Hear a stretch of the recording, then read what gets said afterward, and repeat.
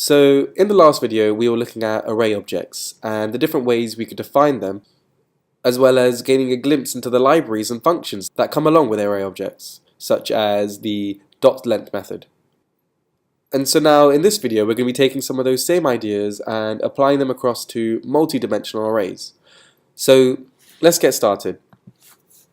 Essentially here we have a normal char array which has been defined with each of my letters, and remember we define a letter with the single apostrophe. And so essentially a multi-dimensional array is just an array inside an array. And so the way we can define that is by simply saying char, so the type that's going to be stored in our array, and so the same instance applies and we can only use elements of the same type. And so I write char, and so then I do the square braces to show it's an array, and then I do another pair of square braces, and that shows it's a two-dimensional array. And so what I could do if I wanted to is actually do a third pair, and that would show it's a three-dimensional array. However, after two it tends to get a bit complicated, so we're just going to stick with two, but the same principles still apply. And so then we simply need to just give it a name. So I'm going to call this one my 2D array. And then we can define it with the curly braces just as we did before. So we can put in the braces, and then what we could do is just put a brace as if it were another element. So I could actually just do this, and what that would be is, well, it wouldn't be very useful because it's just an empty array inside an empty array. And so I could throw a letter in, so I could put in H, and then I could also add a couple more elements if I wanted to. So G, and then maybe an A. Or what I could also do is I could create another array. And so say I wanted this array to be chars, which were letters, and then I could create another array which would be number chars. Okay, and so these are, it's important to note that these are different to storing it as an int or a float, because this is simply just stored as if it were just a simple char 4. So it wouldn't have the same number properties as an int or a double. And then I could put in another one, say a 3. However, I don't have to separate it like this. I could also put an H in here, or a G. And so that's essentially how I would create a two-dimensional array. And as you can see here, I've got my first array here, and then I have my second array here, and then they're both within another array. And so what I could also do is, if I added a square braces and then I added another pair of curly braces around this, then you would see I get no errors because it's simply just these two arrays inside another array inside another array. Okay, and so like I said, it gets a bit more complicated, so we'll just stick with the 2 dimensions. However, do feel free to experiment and play around, and I'll put this code in the Git repository so you'll be able to just take it and do whatever you want with it. And whilst you're playing around, you also might want to try adding arrays that are already defined in, which we can do.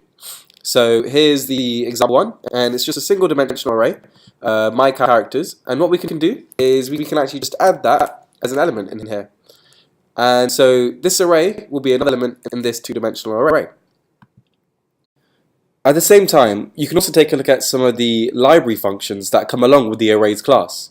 So one way we could look at those is by saying arrays dot, and what we get is a list of all the functions that we have that we can use with the array, with our arrays. So I'm going to go ahead and just use this first one, dot copy of, and we can play around with it. So this one will take one array and it will actually copy the array up to a certain value. So for example, if I say 3, then what it will do is it will copy the first 3 elements of the array, my characters. So in essence, the new length will be 3. And I can set this equal to something. So I'm going to define a char array, and I'm just simply going to call it first 3. And then that's equal to the copy.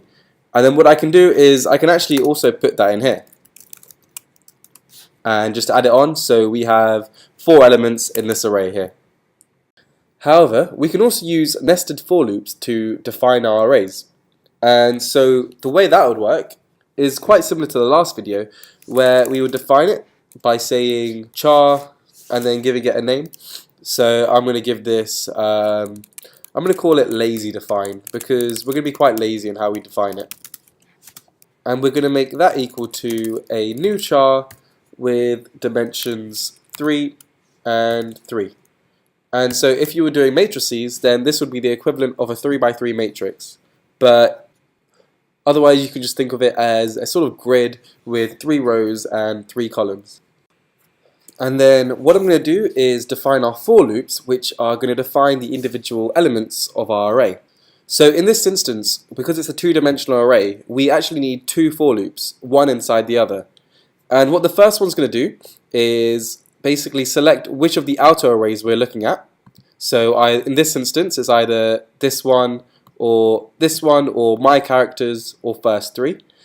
And then what the second one would do is select the individual elements within each of these inner arrays. So let's go ahead and do that for lazy define. And I'm going to start off with my first one for int I equals 0.